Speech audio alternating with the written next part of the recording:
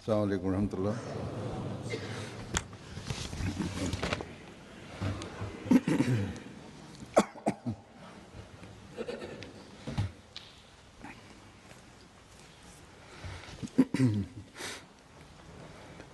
أشهد أن لا إله إلا الله وحده لا شريك له وأشهد أن محمدا عبده ورسوله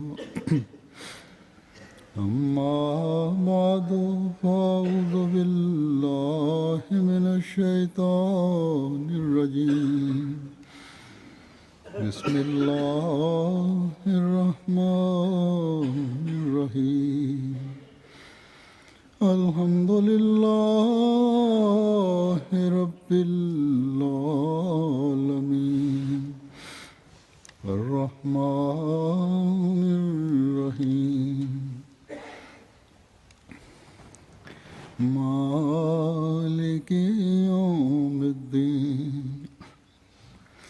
إياك نعبد وإياك نستعين اهدنا الصراط المستقيم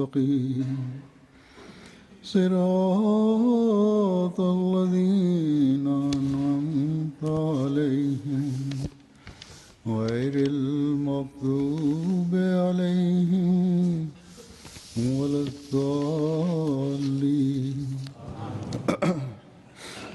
إن الله مع الذين اتقوا والذين هم محسنون.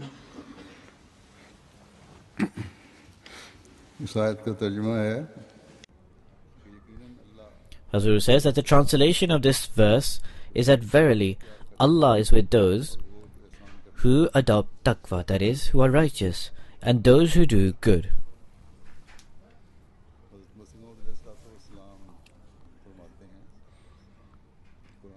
The promised Messiah alayhi salatu wassalam, on whom be peace, states in the Holy Quran, great emphasis has been laid on virtue and righteousness in comparison to all other commandments. Hazur says, therefore it is taqwa, which is that fundamental aspect that enables a person to attain nearness to God.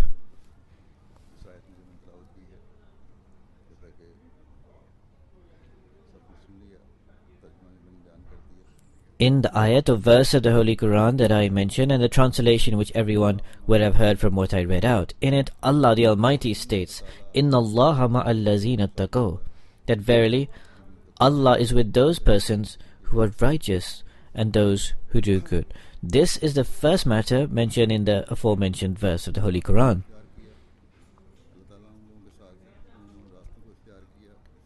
Allah the Almighty is with those persons who adopt that path which lead them towards taqwa.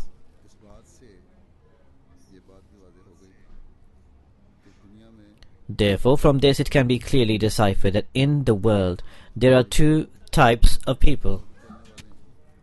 One are those people who walk on the path of taqwa. In order to attain the pleasure of God Almighty, they carry out amal-e-salihah, in other words, righteous deeds. They endeavor to carry out every virtue and pious act.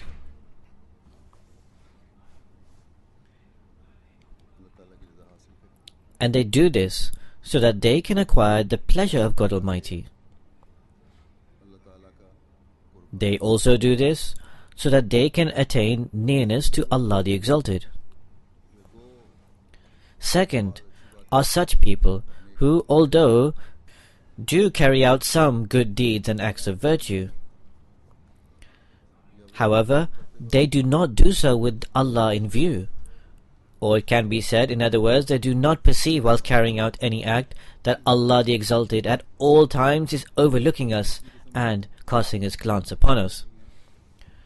Amongst the second type of people is also included those persons who believe in Allah the Almighty, or At least they believe that there is a God in existence, a God who is a creator of the heavens and the earth. But such persons, whilst carrying out any act and any deed, do not have the acquiring of God the Exalted's pleasure as a guiding principle. Even when carrying out any act of virtue, they do not do so with the aim of pleasing God Almighty. Then there are those people who do not believe in Allah the Almighty at all. They do not believe that there is a God in existence. They deny the existence of God. God the Almighty says regarding both these latter type of people that I am not with them. God says, I am only with those people who are from the first category, those persons who tread on the path of taqwa.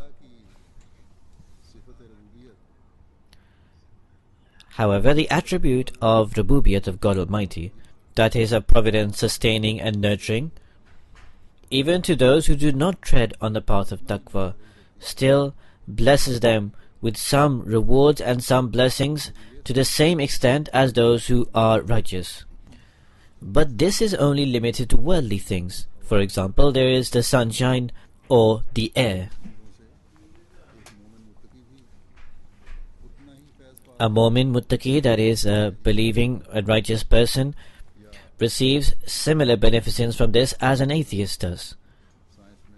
Or there are other worldly things. For example, there is advancement in science, worldly education, experiments, and also new inventions. After a person puts his mind to work upon these things, even an atheist from making efforts can receive the same fruits from his results as a righteous person can for making the same efforts. Then, for example, there is a farmer who cultivates the land. This requires efforts, an effort on the part of the farmer. An atheist can similarly take benefit from this effort as a righteous person can.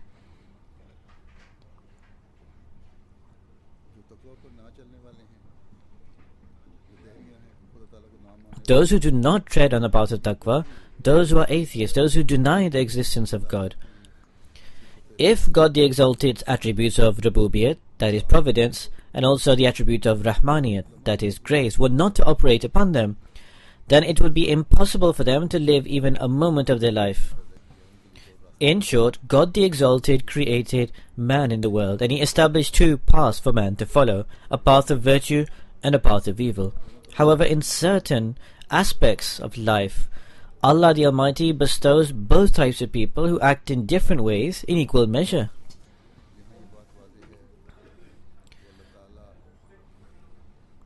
Nonetheless, it is evident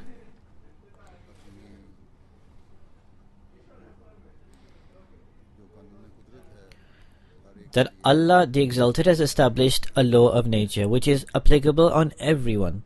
However, here I believe I should clarify at this juncture that Allah the Almighty, in order to manifest His power, at times, in the same set of circumstances, at certain times, or often a time, He rewards the efforts of a believer more than others.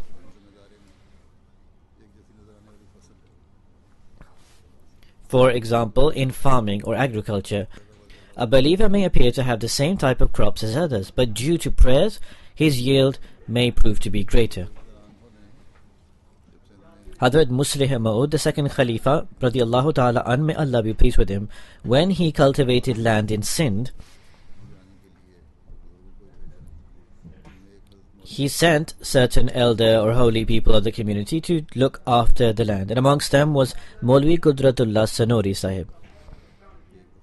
I have mentioned this incident previously, that once Hazrat Muslih Maud, radiallahu ta'ala anhu, may Allah be pleased with him, went on a tour of this very area, and he went to inspect the cotton field. He inquired from Hazrat Maulvi Sahib that how much harvest did he anticipate would this place yield. When Maulvi Sahib gave his estimate, then Hazrat Mirza Bashir Ahmed and others were amongst the group. In their view, Maulvi Sahib's estimation was erroneous. Either him or perhaps Dard Sahib were discussing amongst each other that Maulvi Sahib has overestimated the yield. How did Maulvi Sahib overheard what they were discussing? He said, Mia Sahib, the estimate that I am presenting, inshallah, God willing, this will yield as much because I have prayed the nafil, the optional prayer in all four corners of this field, and I have certainty that my prayers will increase the yield of these crops. Subsequently, the crops did yield as much as he had predicted.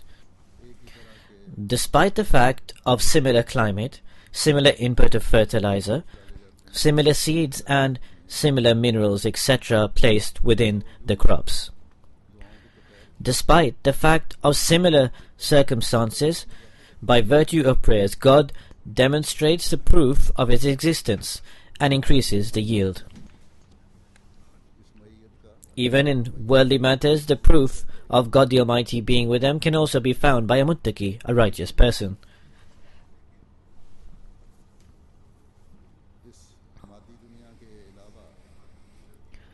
However, in addition to this material world, those who believe in God and have perfect and complete faith in Him,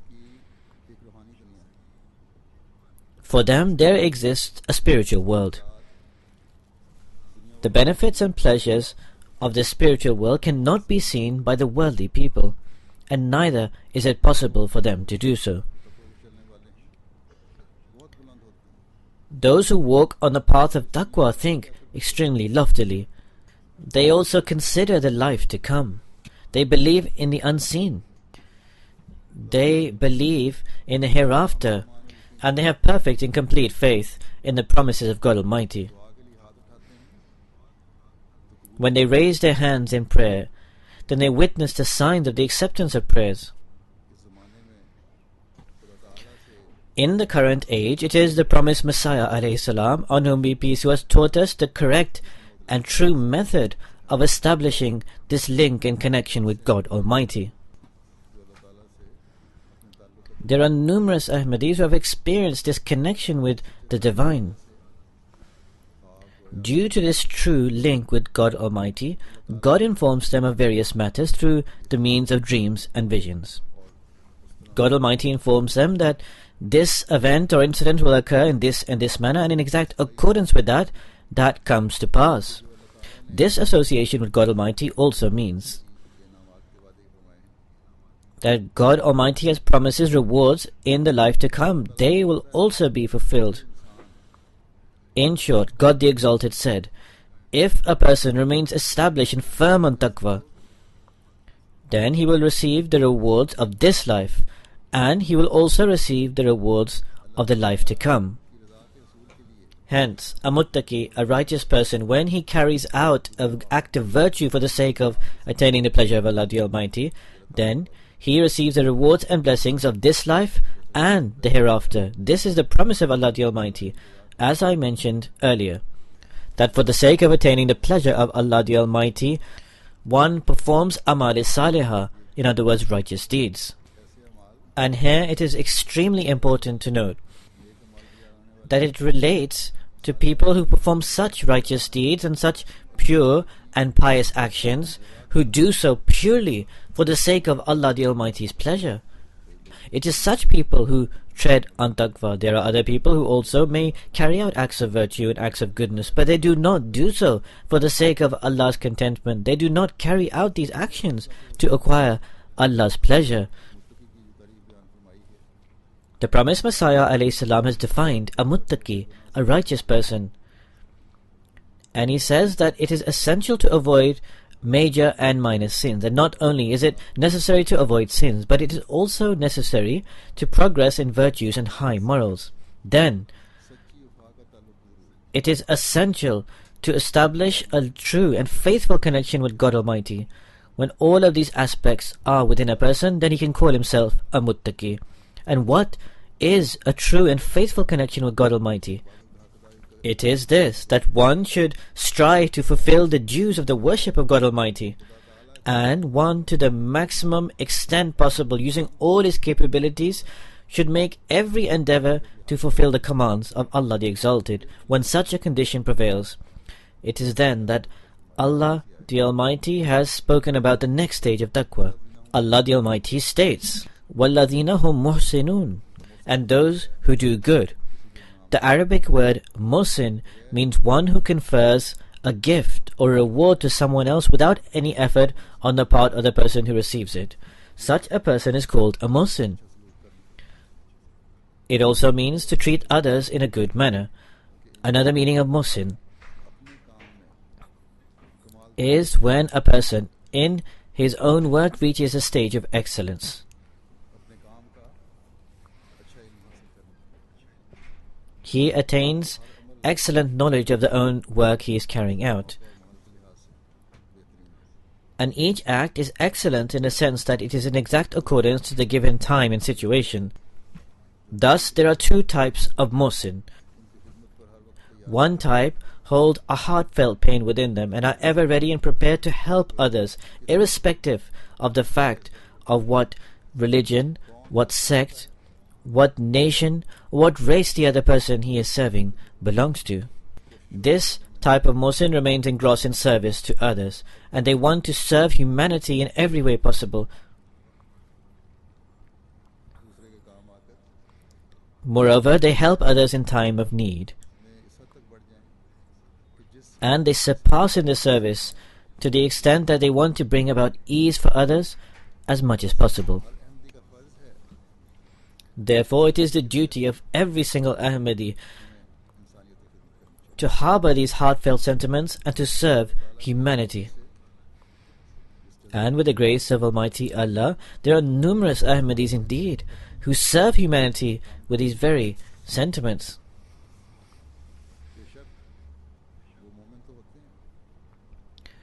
They may indeed be mu'mins or believers. That is, they may be muhsins, but they do not boast about the service they have conferred to others. A muhsin does not entail one who confers a favor upon someone and then mentions that favor he has given to the other person. If one mentions the kind treatment or the favor he has conferred to others, then that would not be a demonstration of taqwa or good qualities. Taqwa entails that when a favor is conferred to another, it should not be mentioned or boasted about. Here, I should give an example of our engineers. Our young engineer volunteers, they travel abroad. They include doctors or professionals from other fields. There are many projects that have started in Africa and they travel there for these projects. In order to provide drinking water to the local underprivileged people, they are installing hand pumps. They are making arrangements to provide electricity to them. Schools are being constructed for them so that education can be easily and readily available to them. Clinics and hospitals are being set up so that health facilities can be made available to them easily and also readily, which can be a means of curing their ailments. In addition, our teachers and doctors, they stay year upon year serving the people there. They live in unfavorable circumstances. Sometimes they live in such places where there is no electricity and no running water, yet they go there and serve with heartfelt sentiment to serve. They go there to be counted among such persons who are included amongst the muhsinin. Therefore, this is that service and pious and kind treatment that is not carried out for any recompense or reward. Rather, it is carried out purely and only with the taqwa of Allah in the heart for the sake of serving humanity. Similarly, in various countries of the world which are struck by typhoons, earthquakes, etc., various natural disasters occur. There, our doctors and volunteers reach there, and they serve these affected places. They do not do so out of a greed for reward or recompense. Rather, the only reason they do this is to attain the contentment of Allah the Exalted. There are many other people who may be serving, but they do not have the pleasure of Allah in view as their aim and goal. So therefore, those people who are serving, who are extending pious treatment to others, those who through their actions and knowledge are benefiting others, and do so only so that they can acquire the pleasure of Allah the Almighty, these are those very people who are muttaqi, righteous, and also muhsin, who do good to others. As I have explained in a khutbah or Friday sermon before, that the Ahmadiyya engineers in Burkina Faso, they have set up a model village where electricity, running water have all been made available. Even footpaths, street lights, and community centers have been established. And within that, local needs are fulfilled. For example, people gather there and hold functions. In the same way, small greenhouses have been constructed where vegetables, etc. have been grown. These fulfill local needs, and also irrigation systems have been set up to provide water for this purpose. Further, hand pumps are being installed in various villages by our people. So whilst they are carrying out this work, and when this work is completed, the happiness of the local people there is something worth observing. When our volunteers return with photographs, then one realizes what an immense task has been carried out that we deem to be trivial, which in their eyes is something of great significance.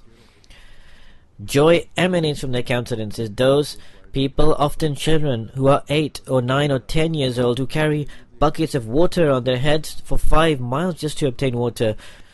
For them to have water available within their homes is a great service and blessing and reward. Now, none of this work is carried out to receive something in return. Nor do we ever boast to them that we have done this for you. In fact, our young Ahmadi engineers who return from this endeavor, they express gratitude that you have given us this opportunity to serve. In addition, they pledge that inshallah, God willing, we will return once again. This year, inshallah, God willing, 5 model villages are being built in various countries. Some auxiliary organizations of countries, for example, Ansarullah, USA and UK, have taken up the responsibility to fund these projects.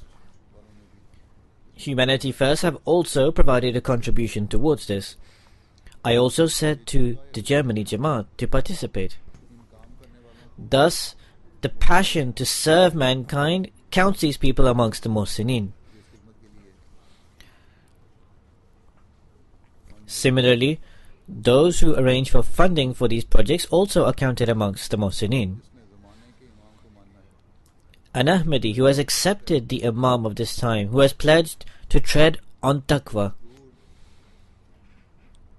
who endeavors to the maximum extent possible according to his capabilities to acquire taqwa, and who also endeavors to be counted amongst the Muhsinin.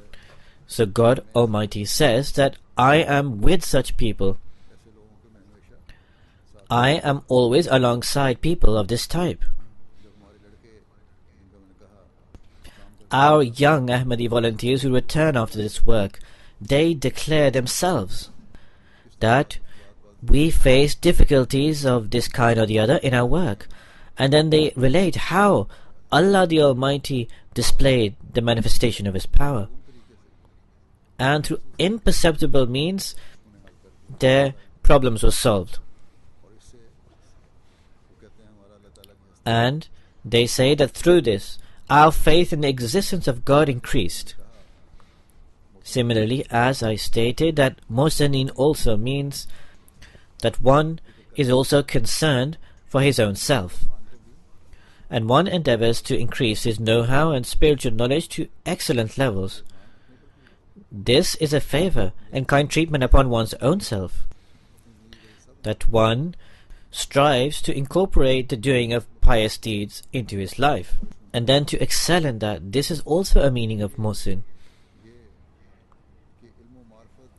Further, through that education and spiritual knowledge he has acquired, whilst benefiting his own self, whilst applying it to his own life and practicing it. He also benefits others with it.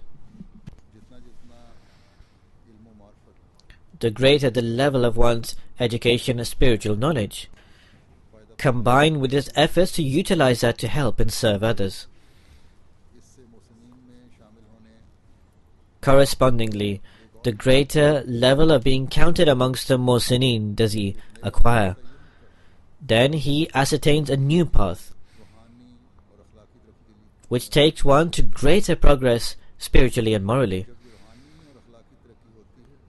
And when the spiritual and moral advancement occurs, new perspectives of the link and association with Allah manifest themselves. One's nearness to God the Almighty enhances.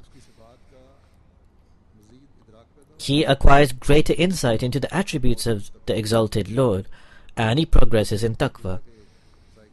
It is as if a cycle that revolves around virtues and pious acts. It takes one to high levels of taqwa, and then it takes one closer to God Almighty, and this in turn enables one to further turn towards performing virtues in an even better manner. As a result, one acquires greater spiritual knowledge regarding Haqooq Allah, the rights due to Allah, and Haqooq al-Abad, the rights due to mankind. Therefore, it is these matters, it is these aspects, when a person performs with kindness and pious treatment, makes a person a Mohsin by Allah the Almighty, counting him amongst the Mohsinin. These are not the Mohsinin who boast about the services they provide. Rather, these are those who sacrifice for the sake of others, who bear hardships upon themselves, and they sacrifice their own rights, and then they tread upon the following principle: that they do not give emphasis upon the obtaining of their own rights. Rather, they give further emphasis upon the rights due to others. I often say to any leader that I meet, or to various people of the world, those who raise objections against Islam, or those who may not be fully acquainted with the true teachings of Islam, I often say this to them as well, that the emphasis of the people of the world is entirely upon the obtaining of their own rights, and they establish a standard of the rights that they should acquire, and in order to acquire that, they do whatever they possibly can to attain it. As a result, neither does the person demanding the rights act justly, and nor does the one giving the rights act justly. Muslims and non-Muslims are both involved in this. Subsequently, disorder and turmoil reign supreme. Whereas Islam gives the following teaching which Muslims should practice, and if Muslims do practice this, then all the disorder and turmoil prevalent in the world, in particular in Muslim countries at least, will never occur. So Islam gives the following teaching: that discharge the rights due to others. Before a person demands his right from you, give him his right.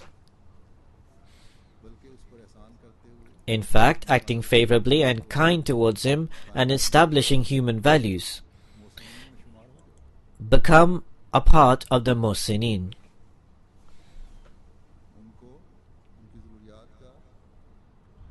Give them over and beyond what they require and their necessities.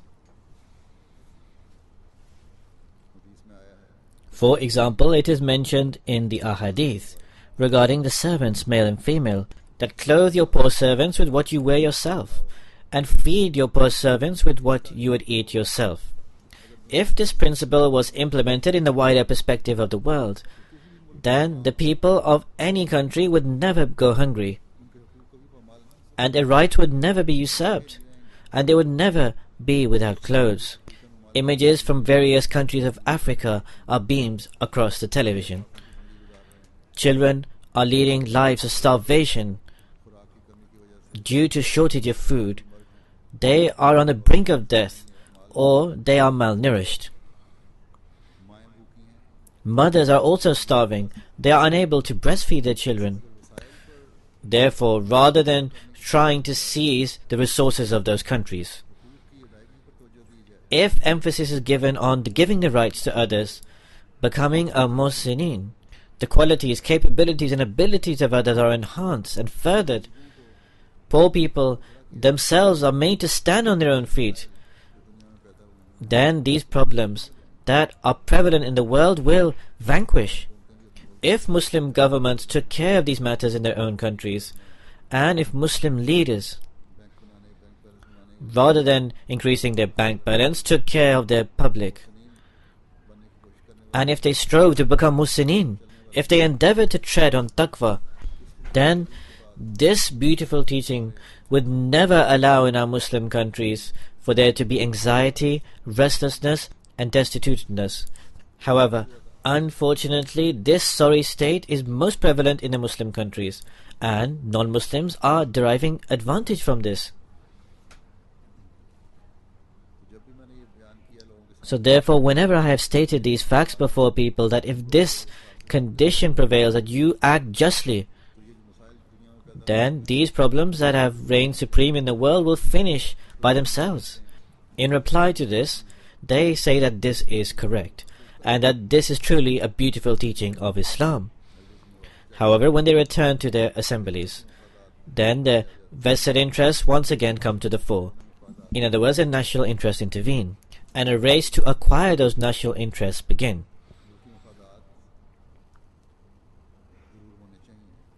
National interests are indeed rightful, but only if they remain just and within the due rights. They should not usurp other people's rights.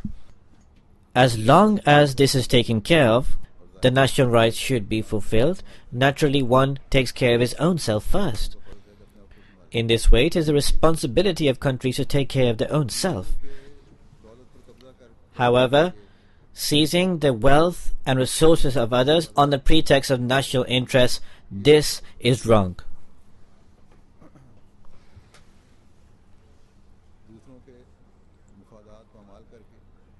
To trample upon the interests of others in order to inappropriately obtain one's own rights, this is incorrect.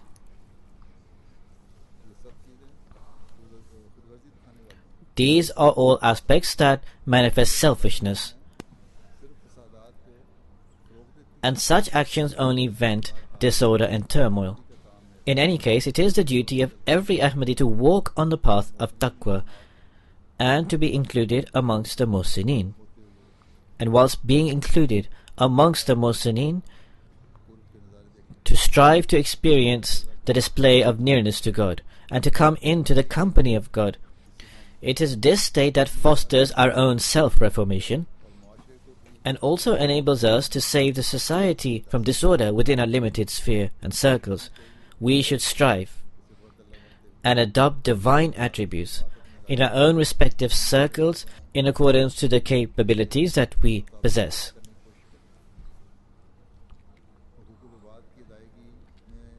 We should give due attention to the fulfillment of Hukukul Abad, the rights due to mankind, and we should remain prepared to fulfill this due. When we do so, the bounties and rewards of the world will become servants and helpers of ours. And these worldly things will become of secondary importance in our lives. Then, the same matter once again, we will advance in taqwa. When, that is, a person does this work for the sake of Allah the Almighty. In any case, from whichever angle we look at this, the pivotal point of our thought should be for the pleasure of Allah the Almighty. On this subject, Allah the Almighty states how He rewards those who are kind to others, saying in the Holy Quran, "Bala man aslama wajhahu lillahi wa huwa muslimun falahu ajrahu inda rabbih wala khawfun alayhim wala hum yahzanun." That nay, whoever submits himself completely to Allah the Exalted and is a doer of good, he shall have his reward with his Lord. No fear shall come upon such, neither shall they grieve.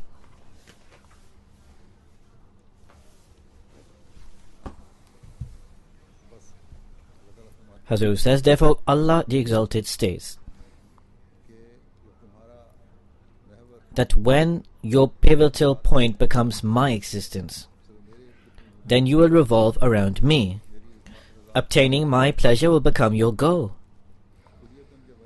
When a mu'min, a true believer, a muttaqi, a righteous person, dedicates himself completely to Allah the Exalted, then Allah the Almighty becomes his provider himself. All his griefs vanish, and all his anxieties and fears become insignificant. A person dedicates and gives up everything to Allah the Almighty and sincerely and devotedly submits before Him. And becoming a muhsin, using all his capabilities, strengths and abilities, he serves creation and serves mankind. So what grief would come upon such a person? Both these tasks are such that they take one into the loving embrace of God. And this is the hallmark of real taqwa. The promised Messiah, on whom be peace, says,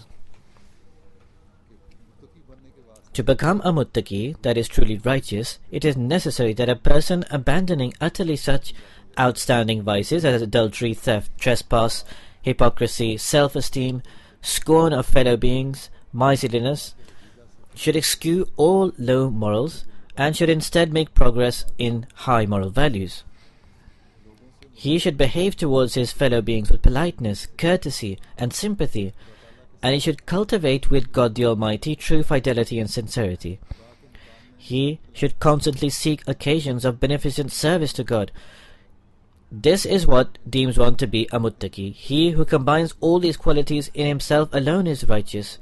The possession of any one of these qualities would not entitle a person to be accounted a muttaqi or righteous, unless he possesses collectively all of them. It is only concerning such people that it is said, La khawfun alayhim wa la hum yahzanun. On them shall come no fear, nor shall they grieve. So what more should they need? God Almighty becomes their guardian, as He says, Wa huwa yatawalla as-salihin. In other words, and He protects the righteous.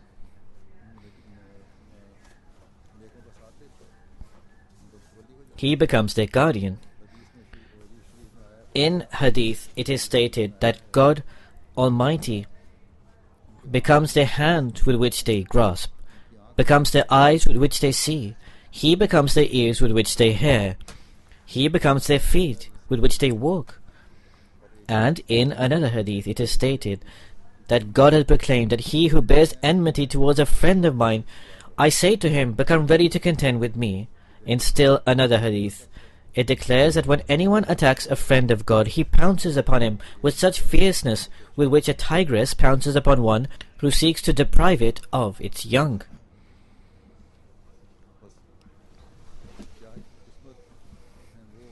Hazur says, therefore, how fortunate are those whose friend God becomes. Such people who God becomes the wali or the friend of, their grief and their fear completely vanishes. They focus on performing pious deeds in the future. If they performed any bad deeds in the past, they are forgiven.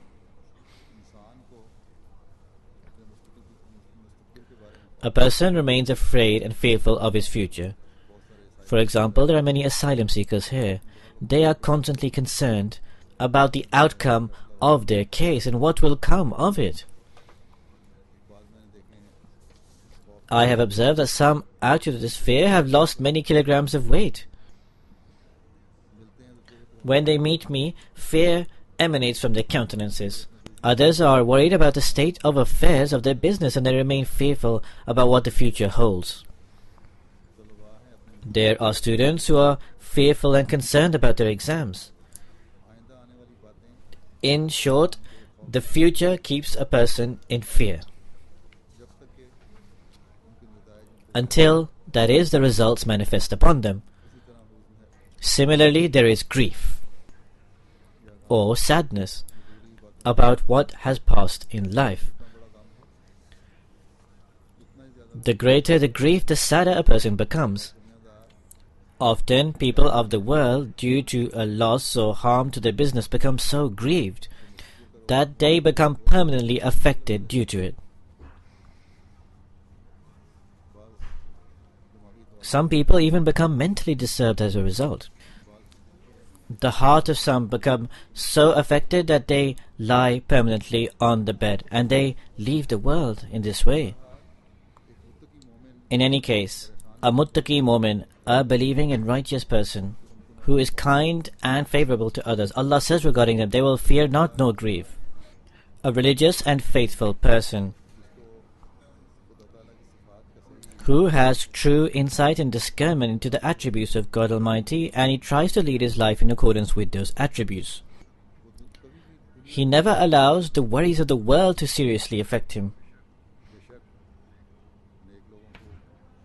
Indeed, even pious people face moments of grief and fear. But those are not griefs of the world. Those are griefs relating to the pleasure of Allah the Almighty. That is the fear of being saved from the anger of Allah the Almighty. The promised Messiah ﷺ has said in one verse of poetry that night and day are spent in this heed, that when will the Beloved be pleased? So therefore this fear and concern relates to pleasing Allah the Almighty.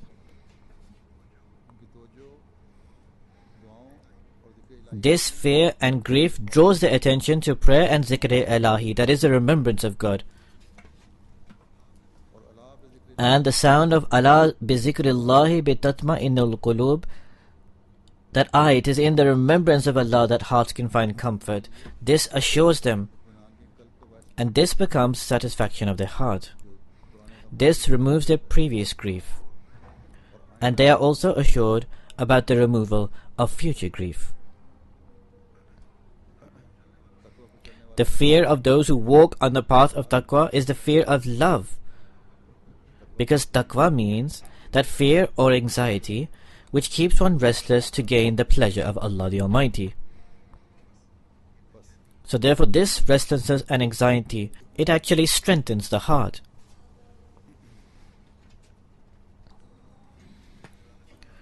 Which makes one into a person who acquires the pleasure of Allah the Almighty.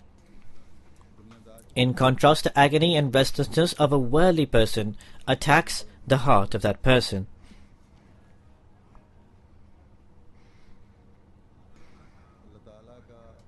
One who adopts taqwa of Allah, one who is counted amongst the muhsineen, one who gives due heed towards the rights due to God and the rights due to mankind.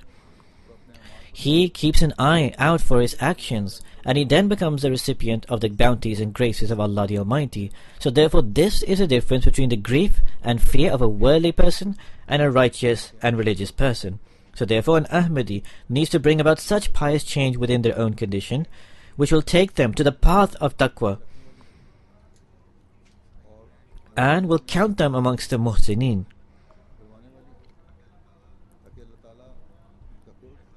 So that we can attain the nearness to Allah at every moment, which will remove us from the fear of this world and hereafter. If we have any grief, it should only be to infuse the love of Allah the Almighty within our hearts.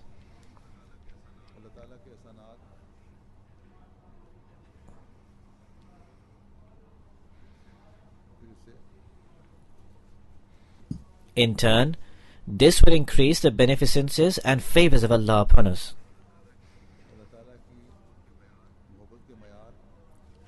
When we attain the standards of God's love,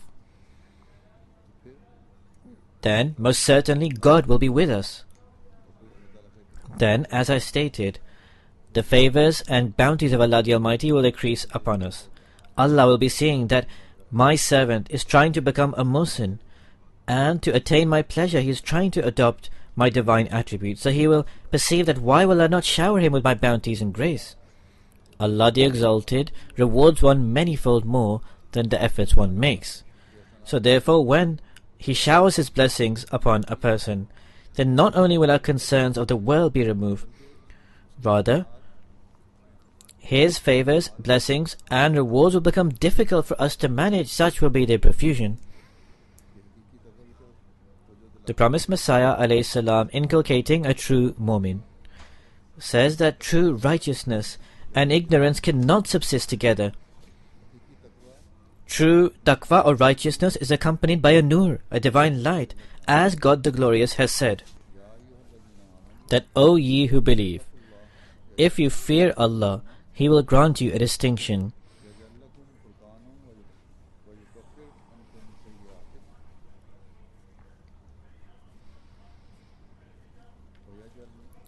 And will remove your evils from you and will forgive you. That is, O ye who believe, if you remain steadfast in righteousness and hold fast to it for the sake of Allah the Exalted with firmness and perseverance, He will single you out from among your detractors with marked distinction. That is, you shall be blessed with a nur, a divine light, with which will accompany you wherever you go. That is to say, that light will illuminate all the actions and words and faculties and senses. Your intellect will be illuminated, and there will be light in all that you will utter. There will be light in your eyes, and in your ears, and in your tongues, and in your speech, and in all your movements. The ways along which you walk will be lit up.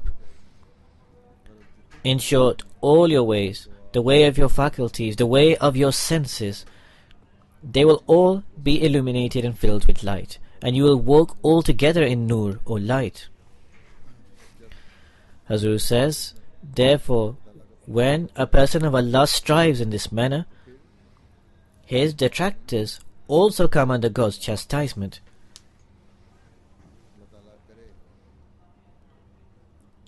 May Allah enable us to acquire the standard where we attain beneficence ourselves, take beneficence to others. May we go on being saved from our detractors, and may every evil of our detractors rebound on them. When this state develops, where we absorb God's love, and where we are selfless for the service of mankind, and when we take the message of Islam to the world, we will also witness the chastisement upon the detractors of Jamaat Ahmadiyya. May Allah the Almighty grant us the ability to pray and to attain such a station.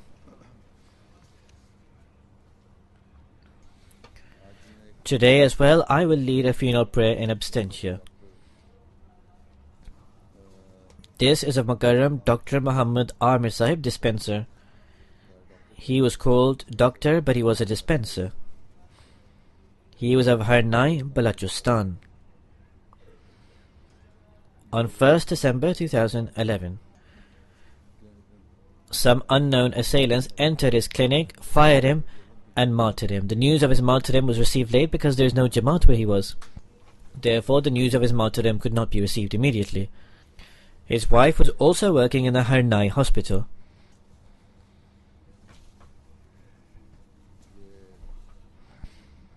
From Qaidabad district Khoshab, he joined the Jamaat. He is a solitary Ahmadi in his family. He was connected to such an organization which is infamous for its extremism in Pakistan.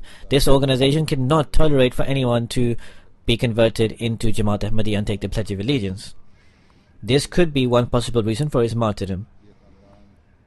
This family lived in Muzaffargarh. In 1994, he took the Pledge of Allegiance. In 1998, he was married. He has 2 very young children.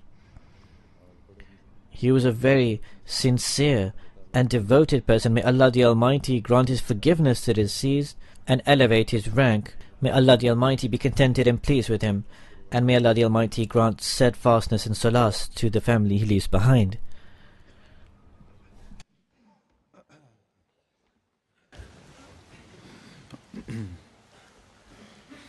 Alhamdulillah, Alhamdulillah, nahmaduhu wa nasta'inuhu wa nastaghfiruh, wa nu'minu bihi wa natawakkalu alayh, wa na'udhu billahi min shururi anfusina ومن سيئات أعمالنا من يهده الله فلا مضل له ومن يضلل فلا هادي له ونشهد أن لا إله إلا الله ونشهد أن محمدا عبده ورسوله عباد الله رحمكم الله إن الله يأمر بالعدل والإحسان وإيتاء ذي القربى وينهى عن الفحشاء والمنكر والبغي يعظكم لعلكم تذكرون اذكروا الله يذكركم وادعوه يستجب لكم ولذكر الله أكبر